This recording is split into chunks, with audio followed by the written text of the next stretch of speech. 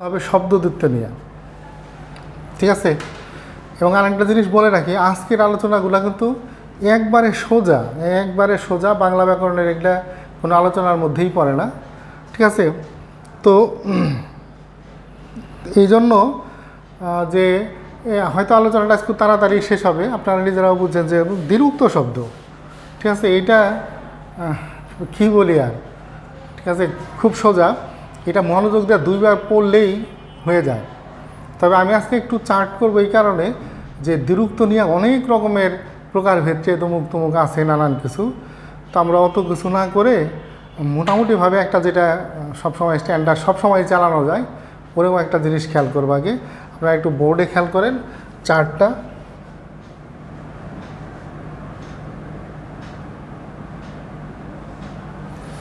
যেমন একটা চার্ট করি আগে।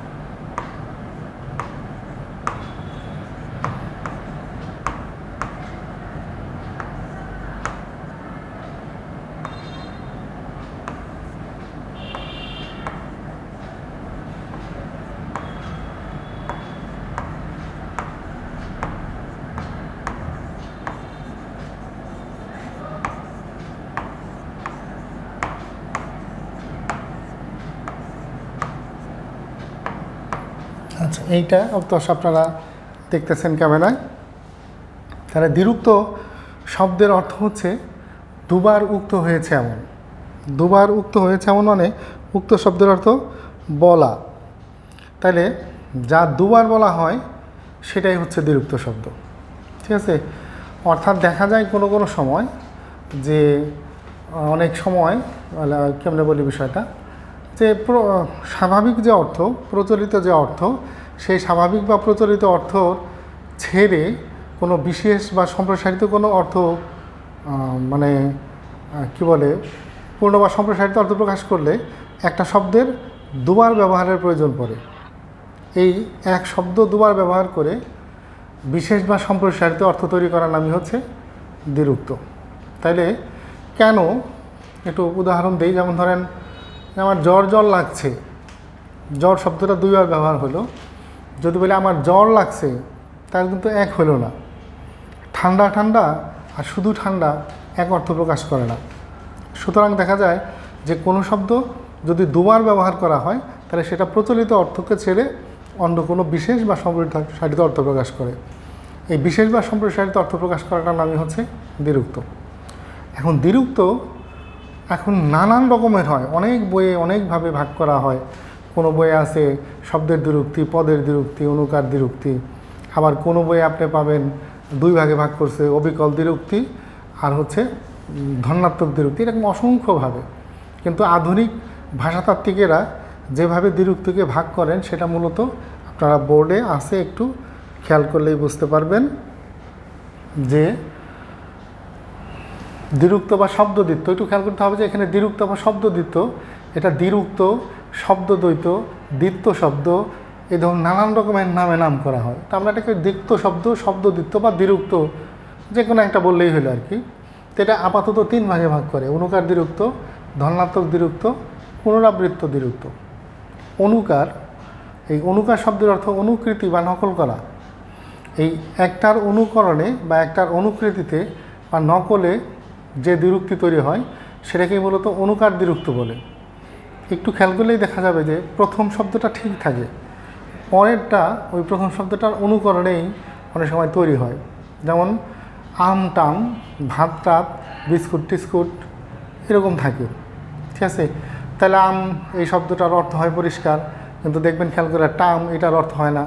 এরকম অনুকার দ্বিরুক্তিতে একটার অনুকরণে একটার অনুসরণে আরেকটা তৈরি হয়, এবং প্রথম শব্দটা অবশ্যই পরিপূর্ণভাবে একটা বিশেষ্য থাকে বা বিশেষণ থাকে। দেন সহজেই চেনা যায়। এরপর ধনাত্মক দ্বিরুক্তি, যেটা দ্বিতীয় নাম্বার। ধনাত্মক দ্বিরুক্তি হচ্ছে কোনো, একটু প্যাঁচাইয়া সংজ্ঞাটা বলতে হয়, যে অনুভূতিজাত কাল্পনিক ধ্বনির অনুকৃতিকে বলা হয় অনুকার শব্দ। অনুভূতিজাত কাল্পনিক ধ্বনির অনুকৃতিকে বলা হয় অনুকার শব্দ। তাইলে এখানে দুইটা জিনিস কিন্তু খেয়াল রাখতে হয়, যে প্রথমটা বিষয় হলো অনুভূতিজাত, মানে আপনার অনুভূতিতে আছে কিন্তু কাল্পনিক, আবার সেইটা আরও নকল করা, এরকম হলে সেটিকে বলা হয় অনুকার শব্দ, ধনাত্মক শব্দ। এটি সাধারণত ধ্বনিগত হয়, যেমন চকচক করতেছে, এই যে চকচক, এটা সাধারণত অনুভূতিজাত, বাস্তব অস্তিত্ব না থাকলেও চলে।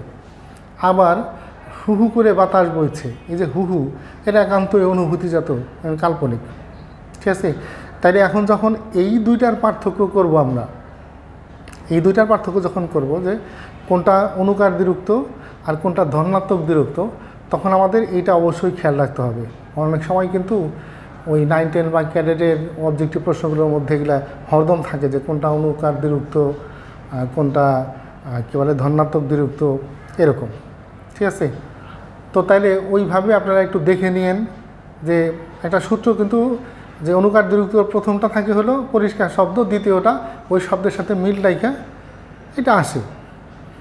আর শব্দের শেষে সাধারণত ব, ট, ম, ফ, তালব্য স এগুলো যোগ করা থাকে, এগুলো দেখলেও চেনা যায়।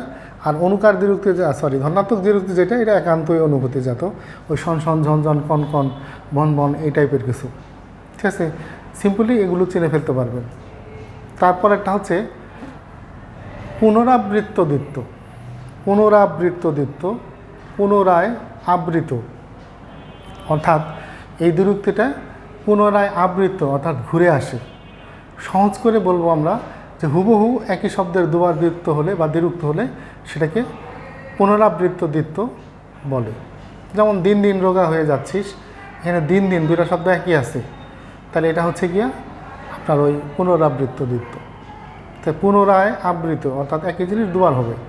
ঠিক আছে, তাহলে আমরা আবার একটু দেখব, যে একটা হচ্ছে প্রথম শব্দটা ঠিক থাকে, পরেরটা চেঞ্জ হয়, অনুকার দ্বিরুক্ত।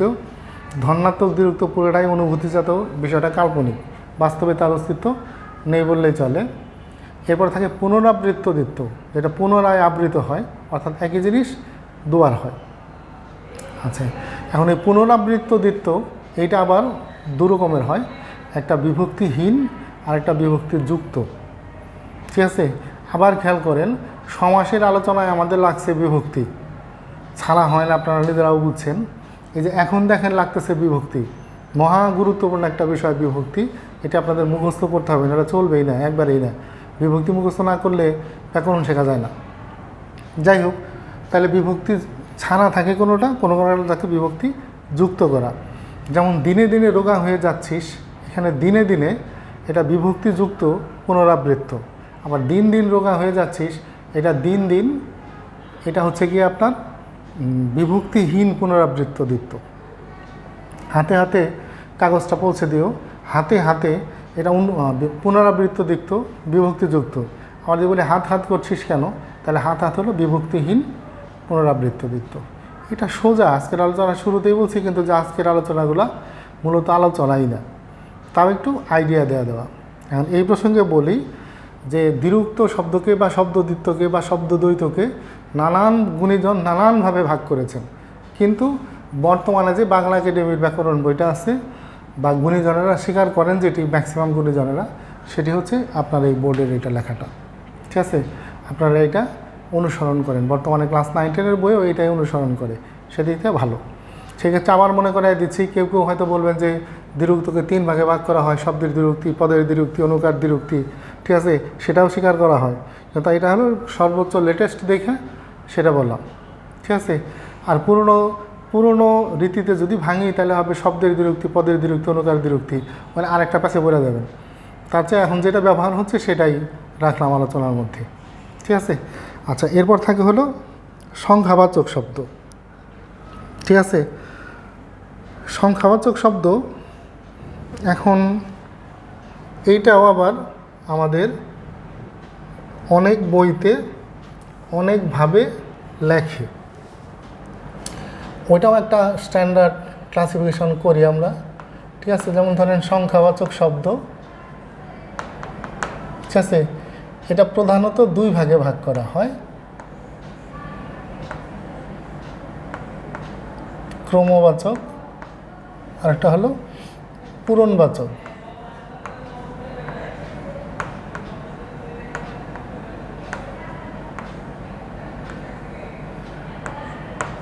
এটাও আবার তিন প্রকার।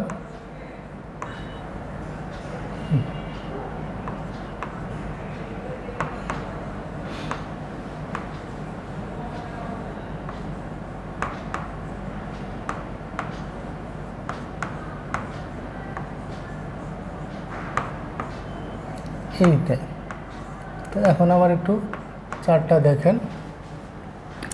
এই সংখ্যাবাচক শব্দ এটা নিয়েও পণ্ডিতদের মধ্যে নানান মতভেদ, নানান কিছু চালু আছে। তখন সেক্ষেত্রে ওই যে বললাম যে এক একজন মুনির এক এক মত, তো নানা মুনির নানা মত, তো সেগুলো আমরা, আপনারা যদি বলেন যে সংখ্যাবাচক শব্দ তো চার প্রকার, ক্রমবাচক, পূরণবাচক, তারিখবাচক, আরেকটা হলো সংখ্যাবাচক, হ্যাঁ তাও ঠিক আছে, এটা এক এক বইতে এক এক রকম করে ভাগ করে দেখায়। কিন্তু আমাদের স্কুলের ক্ষেত্রে সবসময় যেটা বোর্ড বই অনুসরণ করে, যেটা বোর্ড বইয়ে থাকে, সেটাকেই গুরুত্ব দিতে হয়। বিষয়টা আপনারা পরবর্তীতে যখন শিক্ষকতা করবেন তখনকার জন্য একটু খেয়াল রাখেন, তাহলে ভালো হবে। যে যাই বলি না কেন, আমি যত মহাজ্ঞানী মহাপণ্ডিতই হই না কেন, বোর্ডের বইয়ে যা আছে সেটা শুদ্ধ, সব সময় এটা কথাটা মাথায় রাখবেন। সুতরাং প্রস্তুতিটাও নিতে হবে বোর্ডের বই অনুযায়ী। যেমন সংখ্যাবাচক শব্দ, এটা আমি তিনভাবে পড়াইতে পারি, লাভ নাই পড়াইয়া, ওটা আমারই লাভ, ছাত্রছাত্রীদের লাভ হয় না, ভবিষ্যতে তারা পরীক্ষাও দিতে পারবে না। তারপর আগে যেটা পড়লাম হলো শব্দদ্বিত বা দ্বিরুক্ত শব্দ, এটাও তিন ভাগে ভাগ করে পড়ানো যায়। একটা শিখলেন আপনারা, এটা স্ট্যান্ডার্ড। ওই বাকিগুলো শিখলে কি হবে, যে নিজের অজান্তেই অনেক সময় যেটা বর্তমানে চলছে না, আপনি দেখবেন সেই অনুযায়ী দিয়ে ফেলছেন, তা আপনার একটা ভুলের জন্য একটা শিক্ষার্থীর জীবন নষ্ট হয়ে যাবে। সুতরাং আমরা ওই পুরনোগুলো নিজের জ্ঞান লাভের জন্য পড়েন, কিন্তু মনে রাখতে হবে আমাদের সব সময় কারের জন্য শুদ্ধ হচ্ছে লেটেস্ট বোর্ডের বই যেটা ফলো করা হয় সেটাই। ওই বানানের বেলায়ও একই কথা। আমরা যখন বানানের নিয়ম রীতি শিখছি বা আপনারা শিখছেন, ধরে নিলাম সেটা ধরেন 15 বছর আগে, তো 15 বছর আগের বানানের রীতি আর এখনকার বানানের রীতি একবারেই একটা, ঠিক আছে। তো দেখা যায় যে ওই বানানের রীতিতে বহুত পার্থক্য আছে। কিন্তু আমাদের পুরনো বানানের রীতি অনুযায়ী যদি এখন লিখি, তাহলে কপালে দুর্গতি আছে, আপনাদেরও আছে, ছাত্রছাত্রীদেরও আছে। সুতরাং এটা লেটেস্ট যেটা আছে সেটা ফলো করতে হয়। এজন্য আমরা লেটেস্ট যে বোর্ডের বইটা আছে সেটাকে গুরুত্ব দিয়ে পড়তেছি। যে বললাম না যে আমি চাইলে আপনাদের আরও 2ভাবে 3ভাবে পড়াইতে পারি, তাতে লস আপনাদের মাধ্যমে শিক্ষার্থীরাও লসের মধ্যে পড়বে, ঠিক আছে।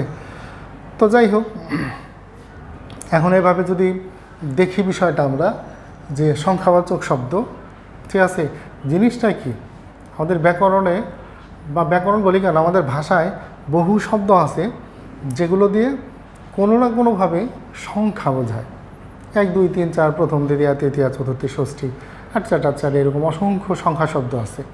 এই সংখ্যা শব্দগুলো নিয়েই আজকের আলোচনা। এই সংখ্যা শব্দগুলোকেই মূলত সংখ্যাবাচক শব্দ বলে। আরও একটা জিনিস মজার তথ্য জানাই আপনাদের, সংখ্যাবাচক শব্দ যতগুলো আছে সব কিন্তু বিশেষণ, অ্যাডজেক্টিভ, ঠিক আছে। এটা অনেক সময় আমাদের বড় ধরনের ভুলের কারণ হয়। এজন্য এটা সংস্কার মনে রাখলে হয় যে সংখ্যাবাচক শব্দগুলো সব বিশেষণ, ঠিক আছে। আচ্ছা যাই হোক, তো সংখ্যাবাচক শব্দ এটা দেখেন আছে হলো, সংখ্যাবাচক শব্দ সাধারণত 2 রকম হয়। প্রথমত একটা ক্রমবাচক সংখ্যা, আর একটা হচ্ছে পূরণবাচক সংখ্যা, ঠিক আছে। ক্রম শব্দের অর্থই কিন্তু সিরিয়াল, অর্থাৎ একের পর এক যেটা আসে সেটা হলো ক্রমবাচক সংখ্যা। তাহলে এখন একের পর এক কী আসতেছে, 1 2 3 4 5 6 7 8 9 10, এগুলা যেগুলো আসছে এগুলাই ক্রমবাচক সংখ্যা। এখানে আর ওইভাবে বলার কিছু নাই, ঠিক আছে। এরপর থাকে হলো পূরণবাচক সংখ্যা। এই পূরণবাচক সংখ্যা শব্দগুলো আবার 3 প্রকার। এই পূরণবাচক সংখ্যাগুলো আপনি দেখবেন খেয়াল করে, এটা যেমন 1 2 3 এরকম পর্যায়ক্রমে সিরিয়ালে আসে না, এগুলো আসে একই পর্যায় বা একই সারিতে অবস্থিত অনন্তরতা বা ক্রম বোঝাইতে। আমরা অনেক সময় বলি দেখেন যে প্রথম বেঞ্চের তৃতীয় ছেলেটি দাঁড়াও, তাহলে প্রথম তৃতীয় এই দুটি হচ্ছে আপনার পূরণবাচক সংখ্যা। কেন? সে শুধুমাত্র ওই প্রথম বেঞ্চের তৃতীয় ছেলেটাই দাঁড়াবে, আর কেউ না। ঠিক আছে, অথবা দশম শ্রেণীতে পড়ি, তাহলে সে শ্রেণীর যে সারি আছে তার মধ্যে দশম নম্বরে অবস্থান করতেছে। এরকম একটা বিশেষ পর্যায় বা অনন্তরতা এগুলো বুঝাইতে গেলে এই পূরণবাচক সংখ্যা শব্দের ব্যবহার হয়। ঠিক আছে, তো পার্থক্যটা একটু খেয়াল করি। 1 2 3 4 5 এগুলো হচ্ছে ক্রমবাচক শব্দ, আবার প্রথম দ্বিতীয় তৃতীয় চতুর্থ এগুলাই হচ্ছে গিয়ে পূরণবাচক শব্দ, সংখ্যা শব্দ। এখন পূরণবাচক সংখ্যাগুলো ওটা আবার 3 প্রকার। আপনারা দেখতে পাচ্ছেন হয়তো বোর্ডের মধ্যে একটু, যে ক্রমবাচক শব্দ, পূরণবাচক শব্দ। এই পূরণবাচক আবার 3 প্রকার: সাধারণ পূরণবাচক, তারপর হচ্ছে তারিখ পূরণবাচক, তারপর ভগ্নাংশ পূরণবাচক। অসংখ্যবার আপনাদের যেটা মনে করায় দিই সেটা খেয়াল রাখতে হবে যে সাধারণ পূরণবাচক, তারিখ পূরণবাচক, ভগ্নাংশ পূরণবাচক, এটার নাম এটা হলো কেন আমি কথাটা বারবার মনে করাই দিই। তো যখন দেখবেন যে 1 2 3 4 5 থাকে তখন ধরে নেবেন এটা সাধারণ পূরণবাচক। ঠিক আছে, সরি উদাহরণ দিতে ভুল করতেছি। প্রথম দ্বিতীয় তৃতীয় দেখবেন যখন, তখন সেটা হলো সাধারণ কী বলে আপনার পূরণবাচক। তো এই যে প্রথম দ্বিতীয় তৃতীয় চতুর্থ এগুলার আবার আরেকটা রূপ আছে। যখন বলে প্রথমা দ্বিতীয়া তৃতীয়া চতুর্থী তখন এটা বলে স্ত্রীবাচক রূপ। তাহলে সাধারণ পূরণবাচক সংখ্যাগুলোরও কিন্তু আবার 2টা রূপ এসে দাঁড়াবে, একটা স্ত্রীবাচক রূপ আবার একটা পুরুষবাচক রূপ। আবার ধরেন এইগুলো গণার মধ্যেও একটা সিস্টেম আছে। যেমন ধরেন 18, ত্রয়োদশ, চতুর্দশ, পঞ্চদশ, ষোড়শ, সপ্তদশ, অষ্টাদশ, ঊনবিংশ, বিংশ সুন্দরভাবে গুণা যাইতেছি, কিন্তু তারপরে যখন যাবেন 2100 না, তখন 21তম, 22তম এরকম যোগ হয়। তাহলে ওটাও খেয়াল রাখতে হবে যে কোথায় থেকে যে তম হয়। ঠিক আছে, কোথায় খেয়াল করবেন? আপনাদের যে বইগুলো সংগ্রহ আছে সবগুলোতেই দেখবেন একবারে পরিষ্কার করে দেওয়া আছে। ঠিক আছে, তো তাইলে এই রূপটা একটু খেয়াল করে যে কোথার থেকে তম হয়। ঠিক আছে, আবার কোথার থেকে স্ত্রীবাচক শুরু হয়, এগুলো আর একটু প্র্যাকটিসও করতে হবে কিন্তু। যেমন আমি দেখছি ক্যাডেটে কোনো সময় প্রশ্ন থাকে, একটা সংখ্যা দিয়ে দেয়, যেমন 1 আর 6 লেখা বলে যে এটার সাধারণ পূরণবাচক সংখ্যা কী? উত্তর হচ্ছে ষোড়শ। তো যে এগুলো একটু খেয়াল করে নিতে হবে আপনাদের যে এটাই রূপান্তর করলে কী হয়। ঠিক আছে, এগুলো হরদম কিন্তু ওই ক্যাডেট ব্যাচে 9 10 এই সমস্ত ক্ষেত্রে থাকে। তো এটা একটু লক্ষণীয় বিষয়। তারপর হলো তারিখ পূরণবাচক সংখ্যা। ওটা নিয়ে আর কি কথা বলবো, সবাই বুঝে যে তারিখ লিখতে আমাদের যে সংখ্যাবাচক শব্দগুলো লাগে সেগুলাই তারিখ পূরণবাচক। এখানে একটা জিনিস মনে রাখতে পারেন যে বাংলা ভাষায় তারিখবাচক শব্দ যেগুলো আছে সেগুলা সাধারণত প্রথম 4টা অর্থাৎ 1 থেকে 4 পর্যন্ত, অর্থাৎ পহেলা, দোসরা, তেসরা, চৌঠা, এই 4টা হলে বাংলার নিজস্ব নিয়মে। তারপর 5 থেকে বাকি যে কয়টা আছে সেগুলো হচ্ছে বাংলার নিজস্ব নিয়মে। তাহলে তারিখবাচক শব্দে প্রথম 4টা আসছে হিন্দি থেকে, সরি আমি বলতে ভুল করছি, আর তারপরে এগুলো আসছে বাংলার নিজস্ব নিয়মে। ওখানেও দেখবেন চালাকিরা প্রশ্ন করে যে পহেলা বৈশাখ এটা ভাষার কোন নিয়মে সাধিত, আবার 16ই ডিসেম্বর এটা ভাষার কোন নিয়মে সাধিত, এরকম কিছু প্রশ্ন করে। এগুলো সচেতনভাবে খেয়াল না করলে ওই যে ভুল হয় অনেক শব্দ। আবার কোনো কোনো সময় স্রেফ মজা করে প্রশ্ন করে যে তারিখবাচক শব্দ সর্বোচ্চ কয়টা হয়। ঠিক আছে, ওটা আমাদের খেয়াল থাকে না যে তারিখবাচক শব্দ সর্বোচ্চ 31টা হয়, তার বেশি হওয়া সম্ভব না। দেন তাহলে ওইভাবে তারিখবাচক শব্দগুলো খেয়াল করেন। এরপর থাকে হলো ভগ্নাংশ পূরণবাচক। ওইটাও সেই নামের মধ্যেই পরিচয়টা দেওয়া আছে। ভগ্নাংশ পূরণবাচকে আপনারা দেখবেন যে এটা একটু এভাবে লেখা থাকে অনেক সময় দেখেন। ঠিক আছে,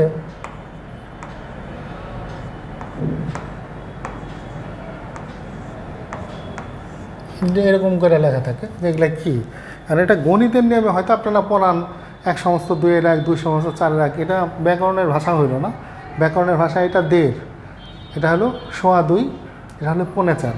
এই যে 1.5, দ্বি অর্ধ থেকে আসছে 1.5, পোয়া উনোর থেকে আসছে হলো 1.25, তারপর 4 মানে হচ্ছে 4.25। এরকমভাবে এই সংখ্যা শব্দগুলো ব্যবহৃত হয়, ভগ্নাংশ শব্দগুলো ব্যবহার হয়। এটা আমাদের প্রচলিত জীবনে বহুত লাগে। ঠিক আছে, তাহলে আপনার সংখ্যাবাচক শব্দগুলো এর বেশি আর কিছু বলার নাই। আপনারা বোর্ডে একটু দেখলেই বুঝবেন। তারপরে যখন একটু ডিটেল পড়বেন নিজেরা তখনও হয়তো 2-1টা সমস্যা হতে পারে। সেই ক্ষেত্রে আপনি কি বলে ওটা ওই যে যেমনটা প্রতি ক্লাসেই বলে যে একটু লিখে রাখবেন, ওটা পরের ক্লাসেও উল্লেখ করতে পারেন অথবা সামনাসামনি ক্লাসের জন্য রেখে দিতে পারেন। অনলাইন ক্লাসে তো আপনারা বুঝতে পারতেছেন নিশ্চয়ই যে ক্লাস নেওয়া খুব কঠিন একটা কাজ। ফোনে ধরে রাখবো না বোর্ডেই তাকাবো না আপনাদের পড়াশোনায় মনোযোগ করবো, তো আমাদের একটা ঝামেলা থাকে। ঠিক আছে, আবার রেকর্ডিং হচ্ছে, ওইখানে আবার সোহেল ভাই ব্যস্ত হলো ক্যামেরা ধরে নিয়ে, তো সব কিছু মিলে একটা কী অবস্থা। যাই হোক, এখন না পরে ক্লাস শেষ হলে তখন কথা বলার সুযোগ দিতে দেবো, তখন এখন না। ঠিক আছে, তো এরপরে থাকে হলো আজকের আলোচনায় থাকে দেখবেন হলো বচন, মানে যতটুকুর মধ্যে আছে আজকের চার্টের মধ্যে এক বচন বহু বচন এগুলো। এটা নিশ্চয়ই আশা করতেছি আপনাদের আর নতুন করে আমার বলার কিছু নাই। ঠিক আছে, এরপর আরেকটা বিষয় থাকে, সেটি হচ্ছে আপনার স্ত্রীবাচক পুরুষবাচক শব্দ। আজকের আলোচনার বিষয় 4টা এবং 4টাই খুব সোজা। ঠিক আছে, এগুলো না দিলে সিলেবাসের ধারাবাহিকতা রক্ষিত হয় না, এই জন্য দেওয়া, নাহলে এগুলো দিতাম না। একজন মানে শিক্ষক হিসাবে যিনি নিয়োগ পেতে যাইতেছেন তার জন্য এগুলো মানে পড়াটা একটু লজ্জাজনকই বটে, সেজন্য কিন্তু ধারাবাহিকতা রাখার জন্য দিয়ে রাখছে আর কি। তো জাস্ট একটু মনে করায় দেয় আর কি, যে পুরুষ স্ত্রীবাচক শব্দ যখন পড়াবেন আপনারা বা পড়বেন, নিজেরা যখন পড়বেন, ওখানে কিছু প্রত্যয়ের ব্যবহার আছে, ওই প্রত্যয়ের ব্যবহারগুলো একটু খেয়াল করে দেখেন। ঠিক আছে, আবার দেখা যায় যে স্ত্রীবাচক প্রত্যয় ব্যবহারের ফলে কোনো কোনো সময় বানান পরিবর্তন হয়ে যাচ্ছে, রস্বই দীর্ঘই হচ্ছে, দীর্ঘই রস্বই হচ্ছে, এগুলো। ঠিক আছে, তারপর বোধ করি 10 মিনিট রিডিং করলেই এই চ্যাপ্টারটা, পুরুষ স্ত্রীবাচক শব্দের চ্যাপ্টারটা মোটামুটি শেষ হয়ে যাবে, আপনাদের কথা নাই। কিন্তু এই প্রসঙ্গে একটা পরামর্শ দেই বা উপদেশ দেই বা অনুরোধ করি, যাই মনে করেন না কেন, প্রত্যেকটা বইয়ের শেষেই দেখবেন নিত্য স্ত্রীবাচক শব্দ, নিত্য পুরুষবাচক শব্দ এগুলো থাকে। তো এই জিনিসগুলো একটু মুখস্থ করে ফেলবেন ঝটপট। যেমন ধরেন নিত্য পুরুষবাচক শব্দ মানে যে শব্দগুলোর কোনো স্ত্রীবাচক শব্দ নেই, সেগুলোকে বলা হয় নিত্য পুরুষবাচক শব্দ। যেমন ধরেন কবিরাজ, কৃতদার, অকৃতদার, এগুলো। আর নিত্য স্ত্রীবাচক শব্দ হচ্ছে যে শব্দগুলোর কোনো পুরুষবাচক শব্দ নাই, অর্থাৎ সবসময় স্ত্রীবাচক। যেমন সতীন, সৎমা, সধবা, বিধবা, ডাইনি, অরক্ষণীয়া, অসূর্যম স্পর্শা, পেতনি, পিশাচ, এগুলো সবই হচ্ছে নিত্য স্ত্রীবাচক শব্দ। তো এই ধরনের কিছু শব্দ অবশ্যই ওই আপনার পাঠ্যপুস্তকে 9-10 বইতে যেগুলো আছে সেগুলো একটু খেয়াল করবেন। ঠিক আছে, আবার একটু মনে করাই দিই প্রত্যয়ের ব্যবহার করানো। কোনো কোনো সময় দেখবেন যে রস্বই প্রত্যয়, আবার কোনো কোনো সময় প্রত্যয় হলো দীর্ঘই, কোনটাতে রস্বই প্রত্যয় কোনটা দীর্ঘই প্রত্যয়, একটু খেয়াল করলেই হবে আশা করি। ঠিক আছে, এরপর আজকের আলোচনার সর্বশেষ বিষয় বচন। এগুলোও মনে হচ্ছে আজকের ক্লাসে আলোচনা করা একটা বাতুলতা ছাড়া আর কিছু না। তারপরে একটু বলে দেই যে কোনো কোনো প্রত্যয় আছে আপনারা দেখবেন, যেমন গণ, শিক্ষকগণ, ছাত্রগণ, এগুলো ব্যবহার হয়। তো এটা উন্নত প্রাণীবাচক শব্দের সাথে বসতেছে। আবার দেখিতে গিয়েছি পর্বতমালা, এটা অপ্রাণীবাচক শব্দের সাথে বসতেছে। এখন এটা আপনারা ব্যবহার দেখেই, প্রয়োগ দেখেই এটা আপনাকে মনে রাখতে হবে। যদি নিয়ম ধরে মনে রাখতে চান তাহলে হবে না। বিষয়টাকে ব্যাকরণের ভাষায় বলে অবরোহ পদ্ধতি, অর্থাৎ উদাহরণ থেকে সূত্র। এই উদাহরণ থেকে সূত্র পদ্ধতিটা আপনারা অ্যাপ্লাই করেন, তাড়াতাড়ি শেখা হবে। ঠিক আছে, যেমন ধ্বনি পরিবর্তন বলে একটা চ্যাপ্টার আছে, আমরা এই চার্টে সেটা দেই নাই। ঠিক আছে, এটা পড়বো যখন সামনাসামনি ক্লাস হবে তখন। ওটা তো সম্ভব না ওই বোর্ড ছাড়া বা আপনারা সামনাসামনি না থাকলে সেটা বোঝানো যাবে না, জন্য ওটা আলোচনাতেই নাই। এজন্য একটু আপাতত এই কটা দিন একটু কষ্ট হলেও আলোচনাটা একটু বোঝেন, একটু ধারাটা পাবেন যে হ্যাঁ আলোচনাটা এই ধারায় চলতেছে, এবং সেই ধারাবাহিকতা অনুসরণ করলে সামনাসামনি ক্লাসে যখন আপনারা যাবেন ক্লাস শেষ করে, তখন ইনশাআল্লাহ আত্মবিশ্বাসের সাথেই যাইতে পারবেন। আমার এই সাহসটা আছে। তো যাই হোক, যেটা নিয়ে কথা বলতেছিলাম যে পুরুষ স্ত্রীবাচক শব্দ নিয়ে, যে ওই বচন নিয়ে, যে কোথায় বসে এ ধরনের একটা প্রশ্ন আসে। আবার ধরেন যে আবলি, গুচ্ছ, দাম, রাজি, রাশি, মালা, এরা কোথায় বসে। কারণ আপনি যদি দেখেন যে কবিতাবলী অপ্রাণীবাচক শব্দের সাথে বসছে, তাহলে তো এটা প্রয়োগ থেকে আপনার উদাহরণটা জেনে রাখলেই সবচেয়ে সহজ হয়ে যায়। আর যদি নিয়ম অনুযায়ী মুখস্থ করতে যান তাহলে অনেক সময় মুখস্থ থাকেও না। এই জন্য এটা প্রয়োগ থেকে অর্থাৎ অবলোহ পদ্ধতি অনুসরণ করলে দ্রুত আপনাদের মনে থাকবে, ছাত্রছাত্রীদেরও মনে থাকবে, তাদের দিয়ে ক্লাসরুমে এটা খুঁজে নেওয়া যায় বা যে যাওয়া যায়। তো যাই হোক, আমরা আজকের আনুষ্ঠানিক আলোচনাটা শেষ করব। তো এখন আপনাদের বিভিন্ন প্রশ্নের বিষয়ে কথা বলবো।